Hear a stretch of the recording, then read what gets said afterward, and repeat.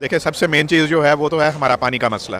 देखिए जहाँ जहाँ पे भी चावल जो है ये सबसे ज़्यादा पानी ही इस्तेमाल करता है, सबसे ज़्यादा ये पानी इस्तेमाल करने वाली क्रॉप है हमारी। फिर उसके बाद हमारी पर एकड़ इंडिया के कंपैरिजन में आप देखें तो कोई भी क्रॉप ऐसी नहीं है जो कि उनके साथ कंपेयर कर सके, जिस वजह से हमारा राइस जो है ये आहिस्ता आहिस्ता राइस बेड कम होते होते बहुत ज़्यादा मिनिमम हो गया है। कुछ हमारी इधर एग्रीकल्चर के अंदर हमारी जो है फर्टिलाइज़र्स हैं, दूसरी चीज़ें हैं वो बहुत महंगी हैं, हमारी इलेक्ट्रिसिटी बहुत महंगी है, हमारा पेट्रोल जो है डीजल इस्तेमाल होता है वो बहुत महंगा है, जिस वजह से हमारी जो पर एकड़ कॉस्ट है ना वो बहुत ज़्यादा होती है। इंडियन दोस्तों, इंडिया ने राइस में चाइना को पीछे छोड़ दिया है और राइस की रेस में हिंदुस्तान, इंडिया, भारत नंबर 1 बन चुका है।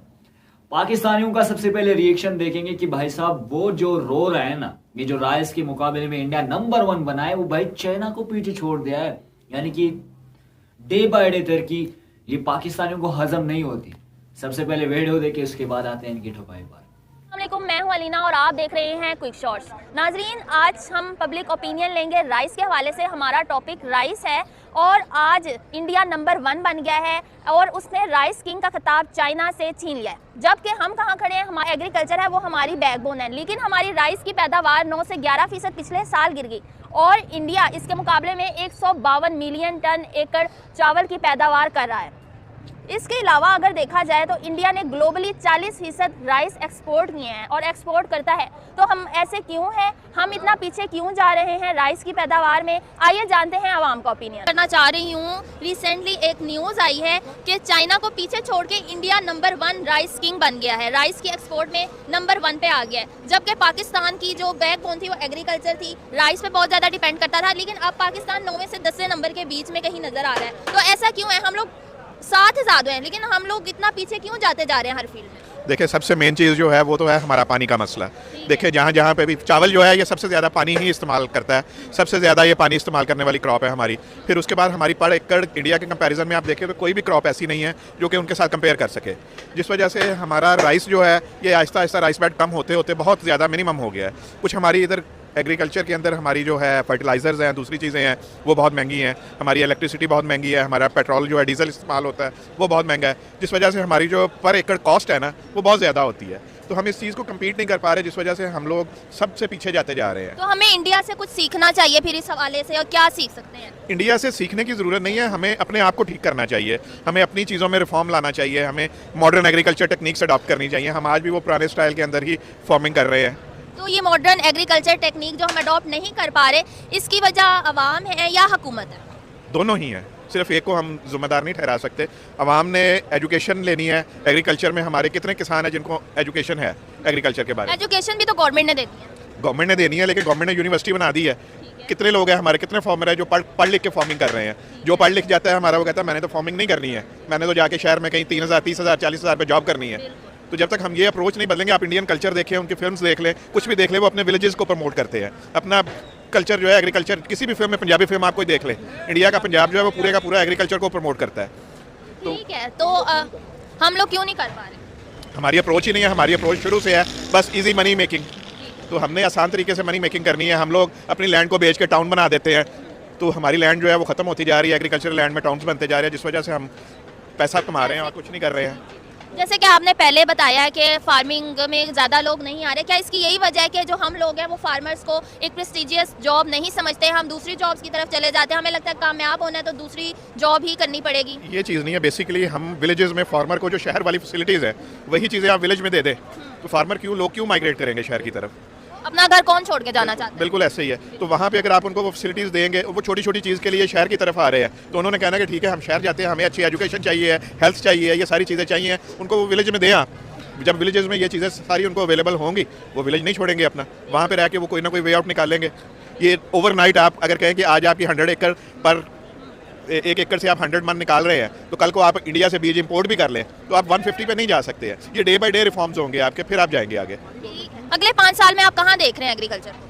यहीं पे है, कहीं नहीं जाएगी जब तक। इससे ज्यादा नहीं गिर सकती, इतनी ही रहेगी, क्या आपको लगता है? आप क्यों? अगर आज से 30 साल पीछे भी देखें तो हमारी पर एकड़ जो प्रोडक्शन है वो यही थी, आज की यील्ड भी सेम है, तो फिर आप कहाँ से इसको कह सकते हैं कि हम आगे जाके नीचे जाएंगे? हाँ, ये हो सकता है कि हमारी लैंड्स जो है वो बहुत सुकड़ जाएंगी, एग्रीकल्चर लैंड खत्म हो जाएगी, तो फिर उसके बाद फिर हम वो नहीं कर सकेंगे। चलें, इस इसको कैसे बेहतर बनाया जा सकता है? एंड में आप गवर्नमेंट को क्या पैगाम देना चाहेंगे? मॉडर्नाइजेशन के जरिए ही इसको बेहतर बनाया जा सकता है। ऐसा नहीं है कि हम कहें जी कि हमने वो बैल के साथ हल चला के प्रोडक्शन ज़्यादा लेनी है, नहीं। हम मॉडर्न तरीके से एग्रीकल्चर फार्मिंग करें तो हम ज़्यादा से ज़्यादा प्रोडक्शन ले सकते हैं। और ये डे बाय डे किसानों को एजुकेट करें, उनके बच्चों को एजुकेट करें, वहाँ पे उनके लिए फैसिलिटीज़ प्रोवाइड करें, उनको इलेक्ट्रिसिटी सस्ती दें, तो वो आपके लिए अच्छी चीज़ें खुद ही प्रोड्यूस होंगी। इंडिया ने राइस की एक्सपोर्ट में, पैदावार में चाइना को भी पीछे छोड़ दिया। पहले चाइना नंबर 1 था, अब इंडिया नंबर 1 है। और पाकिस्तान जिसकी बैकबोन ही एग्रीकल्चर था, वो अब कहीं नज़र नहीं आ रहा, 9वें से 10वें नंबर पे कहीं है। तो ऐसा क्यों है, आपको क्या लगता है? हमारे पास फर्स्ट ऑफ ऑल लैंड का इशू है, दूसरा हमारी जो प्रोडक्शन है राइस की वो बहुत स्लो हो गई है, क्योंकि क्यों स्लो? इतना फैसिलिटेट नहीं किया जाता। गवर्नमेंट जब चावल खरीदने पे आती है तो चाहे गंदम है चाहे चावल है, कोई भी आप लगा लें क्रॉप, कोई भी आप क्रॉप कास्ट कर रहे हैं, तो उसके ऊपर हमारा जो गवर्नमेंट है वो क्या करती है, जब खरीदती है तो वो कौड़ियों के भाव आती है। जैसे ही किसान की जेब से वो निकल के गवर्नमेंट के गोदामों तक पहुंचती है तो उसका रेट आसमान छूना स्टार्ट कर देता है। तो किसान भी क्या करे, किसान फिर चावल की जगह पे कोई दूसरी चीज़ कास्ट करना शुरू कर देते, तो उस बेस पे वो मुझे नहीं लगता कि आने वाले कुछ सालों में जो अभी है ये भी हो। लेकिन दूसरी चीज़ों में भी पाकिस्तान का कोई नंबर नहीं है, एक राइस ही थे उसमें भी काम से गया। नहीं, बेसिकली हमारे पास ना गवर्नमेंट की तरफ से जो सीड प्रोवाइड किया जाता है ना, वो भी बिल्कुल ये है कि हम काफ़ी सालों से एक ही जो है वो सीड पे जो है कास्ट कर रहे हैं। तो लोग जो है वो तरक्की इस वजह से भी कर रहे हैं कि वो हर साल नए से नया बीज जो है वो ट्राई करते हैं, ठीक है। और हम क्या कर रहे हैं, वो इस ऊपर और बासमती और 515 के नाम से जो चावल आ रहे हैं वो अभी एक लॉन्ग टर्म से हम जो है वो यूज़ कर रहे हैं। तो फिर अगर हम नया सीड इस्तेमाल नहीं करते तो प्रोडक्शन लेवल जो है वो आहिस्ता आहिस्ता गिर जाता है। आपको भी इस चीज़ का आइडिया है कि एक ही चीज़ लोगों को भी खिलाते रहें तो वो भी अक जाते हैं, वो भी बार बार एक ही चीज़ को नहीं खाते। तो हमारी जो ज़मीन है वो भी एक ही चीज़ को जब बार बार हम उगाएंगे तो वो भी इस काबिल नहीं रहती कि आप उसके अंदर से ज़्यादा जो है वो पैदावार हासिल कर सकें। इसी ये भी वजह है कि तीसरी ये सबसे बड़ी वजह है, मैं खुद एक फार्मर फैमिली से बिलोंग करता हूँ। तो हम जब अपने खेतों के अंदर अपने जहर खाद वगैरह का इस्तेमाल करते हैं तो उनका लेवल इतना गिर चुका हुआ है कि उनसे जो प्रोडक्शन आती थी वो भी अब बहुत कम हो चुकी हुई है। ज़मीन जो है वो फर्टाइल ही नहीं इतनी रही, यहाँ तक कि हमें कुछ ऐसी चीज़ें भी नहीं मैसर की जाती जिनके ज़रिए हम ज़मीन को जो फर्टाइल करें और उससे ज़्यादा पैदावार हासिल करें। किसान खुद तो जो मेहनत कर रहा है सो कर रहा है, लेकिन जो हमारी गवर्नमेंट है उसे भी चाहिए कि किसान को फैसिलिटेट करे ताकि जो है कि वो पैदावार अच्छे से अच्छी हासिल कर सके और दूसरे लोग भी इस चीज़ से फ़ायदा उठा सकें। अच्छा, आपने एक बात बिल्कुल ठीक कही, वो थी जो है इंडिया वो न्यू सीड जो है वो यील्ड कर रहा है और हम लोग अभी तक पुरानी टेक्नोलॉजीज़ पे ही अड़े हुए हैं। तो आपको क्या लगता है कि इन पुरानी टेक्नोलॉजीज़ से और ये पुरानी जो सीड प्रोडक्शन एक ही तरह की करते आ रहे हैं, इनसे कैसे छुटकारा ले सकते हैं? इनसे छुटकारा इस तरह लिया जा सकता है कि जिस तरह दूसरे मुल्क नए से नया बीज इस्तेमाल कर रहे हैं, नई से नई टेक्नोलॉजी इस्तेमाल कर रहे हैं, हमें भी चाहिए कि नई से नई टेक्नोलॉजी, नई से नए जो बीज वगैरह हैं उनको जो है वो अपने कंट्री में इंपोर्ट करें। और इंपोर्ट करना गवर्नमेंट का काम है, किसानों का काम नहीं है। किसान इसी तरह सिर्फ उस चीज़ को देख सकते हैं कि वो अपने गवर्नमेंट से तरला कर लें, भाई ताड़ी मेहरबानी सानू कुछ ना कुछ दे दो। मुझे नहीं लगता कि ऐसा गवर्नमेंट हमें फैसिलिटेट कर रही है किसान कार्ड से, जिसके अंदर आप ना पर एकड़ 5,000 रुपया किसान कार्ड से निकलवा सकते हैं और उसके ऊपर एक यूरिया का एक जो गट्टू है ना यूरिया का वो भी नहीं आता। अच्छा, ठीक है, तो आप हिसाब लगा लें कि हमारी DAP का रेट 18,000 रुपये पर बोरी के हिसाब से मिल रहा है हमें। तो आपको क्या लगता है कि किसान अब ना उम्मीद हो चुके हैं इन चीज़ों से और वो अब अपनी फार्मिंग वगैरह छोड़ के और जॉब्स की तरफ और चीज़ों की तरफ जा रहे हैं? बेसिकली हमारी फार्मिंग ना एक महदूद मुद्दत तक रह चुकी है। सबसे बड़ी हमारी फार्मिंग के अंदर जो गिरावट है ना वो हाउसिंग सोसाइटीज़ हैं। अच्छा, आपने इंडिया में देखा होगा, इंडिया में बिल्डिंग्स बनती हैं, उनमें फ्लैट्स बनते हैं और कम जगह में ज़्यादा लोगों के लिए रहाइश जो है वो तैयार हो रही है। लेकिन हमारे यहाँ पे कॉलोनीज़ बनती हैं और वो इतना ज़्यादा एग्रीकल्चर को जो है ना वो ख़राब कर रही हैं कि आप देखें हमारा DHA है, बैरिया है, जितनी भी सोसाइटीज़ हैं, कोई भी सोसाइटी है, ये नहीं है DHA है या बैरिया है या फिर और दूसरी छोटी छोटी सोसाइटीज़ जो हैं, ये सिर्फ इनकी बात ना करें, हमारे मुल्क में जितनी भी बड़ी सोसाइटीज़ हैं, छोटी सोसाइटी, वो क्या करें, एग्रीकल्चर लैंड तबाह कर दें। फर्स्ट ऑफ ऑल तो वहाँ पे हमारी जो फसलें हैं वो तबाह हो रही हैं, दूसरा हमारी जो दरख्त लगे हुए हैं वो तबाह हो रहे हैं। जब हमारे दरख्त जो हैं ये कट जाएंगे, हमारा जो एटमॉस्फेयर है उसमें बहुत ज़्यादा जो है वो गिरावट नज़र आना स्टार्ट हो जाती है। आप देखा होगा कि दिन ब दिन मौसम सरमा की सूरत हाल और मौसम गर्मा की सूरत है, हमारा जोन लेयर भी इसी वजह से जो है वो तबाह हो रहा है, क्योंकि हमारी एग्रीकल्चर जो है उस लेवल की रही नहीं। सर आपसे सवाल करूंगी कि क्या आप आप आगे आ जाएं। आपसे सवाल करूंगी कि आपको नहीं लगता कि जो है फार्मिंग को एक प्रेस्टिजियस शोबा नहीं समझा जाता, इसलिए लोग फार्मिंग नहीं करना चाह रहे, पढ़े लिखे लोग और जॉब्स की तरफ जा रहे हैं या मुल्क से बाहर जा रहे हैं, इसलिए राइस की जो सूरत हाल है वो और ख़राब होती जा रही है? देखिए मैम, फर्स्ट ऑफ ऑल तो ये कि हर शोबे में, जिस शोबे में भी आप चले जाएँ ना, आजकल उतनी फैसिलिटीज़ नहीं दी जा रही किसी भी उसमें। अगर आप किसानों को लेंगे, किसान कहते हैं जी हमें हर चीज़ ना महंगी मिल रही है, डीजल महंगा मिल रहा है, ठीक है। अगर उनके पास नहरी पानी नहीं है, फर्स्ट ऑफ ऑल तो ये कहेंगे कि हमें नहरी पानी भी अगर हमने वो लगाना है, वो भी हमें ज़ाहिर बात है उन्होंने ट्यूबवेल चलाना है, डीजल उनके लिए महंगा। जिनके पास ट्रैक्टर वगैरह नहीं है, उन्होंने अगर हल मरवाना है उसमें खेतों में, ठीक है, उनके लिए भी वो फिर वो एक्स्ट्रा चार्जेस पे करते हैं। उसके अलावा अगर आप चले जाएँ ट्रांसपोर्ट के साथ से, अगर बिलफर्ज अगर उन्होंने उठा लिया अपना अनाज, अब उन्होंने शहरों की तरफ अपना ना अनाज जो है वो भेजना है, उसके लिए फिर एक गवर्नमेंट ने ना हदूद मुकर्रर कर दी। जिस तरीके से अगर आप पहले 1.5 टन लेके जाते थे ना वजन, अब वो कहेंगे जी आपने 1 टन से ऊपर वजन है, इसके ऊपर लादना।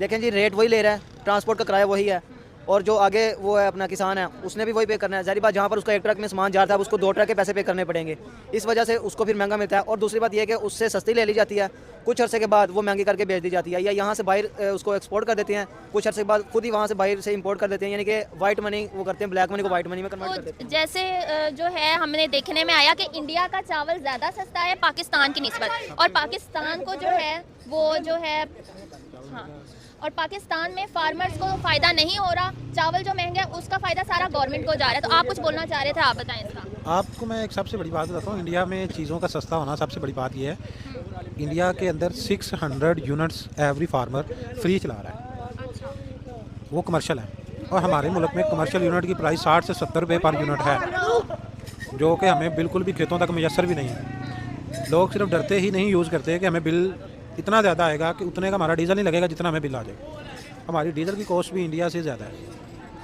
ठीक है। दूसरी सबसे बड़ी बात ये, आप सस्ते की बात करते हैं, मरीम नवाज़ का दौर आया पंजाब के अंदर, उन्होंने कहा जी गंदम आप बाहर नहीं बेच सकते, अपने एक ज़िले तक महदूद कर दिया उन्हें, ज़िला बंदी कर दी उसके लिए। गंदम किस रेट पे खरीदी गई हमसे? 1800, 1900, हद 2000 रुपये मन के हिसाब से। अभी अगर आप जाते हैं तो आप गंदम का रेट कंफर्म करके मुझे बता सकती हैं कितना? 4500 पर मन है। उसमें किसान का क्या कसूर था? ठीक है।